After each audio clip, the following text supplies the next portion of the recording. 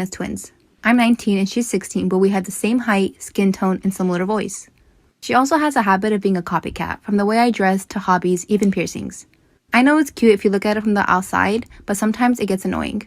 Like, yeah, we are quite close too, but why does she always happen to pick up everything I pick up? One afternoon, I was tidying up some costumes in my college showroom and found a rather cute brown and pink wig. It looks like a mushroom. I put it on, think it looks rather funny, so I snapped a picture and posted it to my Instagram. I received a text from my sister asking if I really cut my hair. I didn't mention it was a wig. While I somewhat have a feeling that she might copy that too, I lied and replied yes. I came home that weekend and lo and behold, my sister emerged with the same silly brown and pink bob cut, except this one is on her permanent hair. She was surprised that I arrived with my hair still long, then realized that I lied to her. She was furious that she had to cut that silly hairstyle because she thought I had it. Our parents think that it's a really bad joke and wanted me to cut my hair too to make it up to her. So I used to know this girl who would constantly say things like, "Guys, sorry, I'm so ugly. I just ruined the whole group photo, I'm sorry." And then everyone would automatically comfort her and be like, "No, you're beautiful. You shine." And then she would be like, "No, but thank you." And she would do the same thing over and over again, trying to get everyone's attention. So eventually, I got tired. So the next time she came to me saying, "I'm so ugly," I was like, "You know what? You are." Story of the time I backed into somebody's car. And this happened yesterday, and I'm a little bit heated still.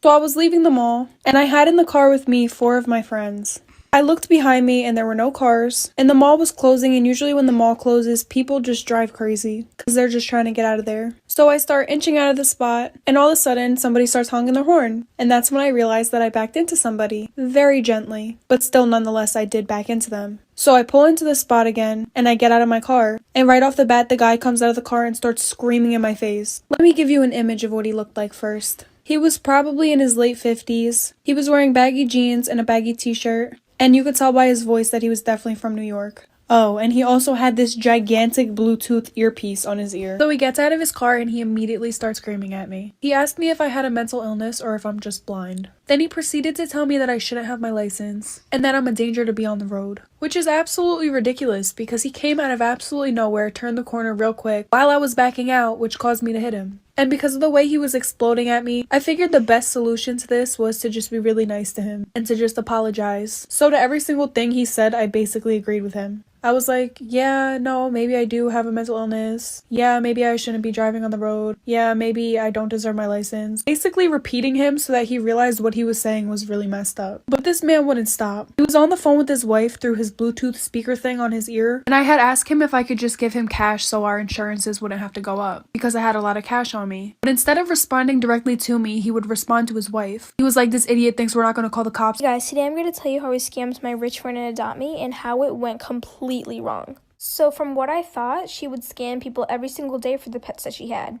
And I only thought that because I saw her do it a couple times. And when I tell you this girl was rich, I mean she was rich. So one day I was at her house and we were just playing Adopt Me, and when she went to go up to the bathroom, I took her iPad and I traded myself and I traded all her pets to my account. And by the way, I had traded all the pets to an alt account so that she wouldn't see them in my inventory. So soon enough, she came back from the bathroom and she had a meltdown. And she knew that it wasn't me because she knows that I wouldn't do something like that, and she saw my inventory. So then she goes running to her dad sobbing, telling him about it. And remind you, they are a really wealthy family. And then I was confused because he started screaming at her over these virtual pets.